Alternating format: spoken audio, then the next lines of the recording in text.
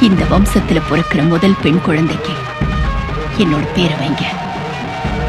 நானே மறுபடியும் பிறந்திருக்கேன்னு நம்புங்க. எனக்கு கொடுத்த மரியாதைய அவளுக்கும் கொடுங்க. அவனோட அக்கிரமங்களுக்கு கண்டிப்பா ஒரு முடிவு இருக்கு. அதுக்காக தான் நான் போறேன். முடிவு இருக்கு. தாயே ஒற்றாண்டம்மா, தொட்டது தொடங்கி தொட்டது விலகி எல்லாரும் நல்லா இருக்கணும் தாயே.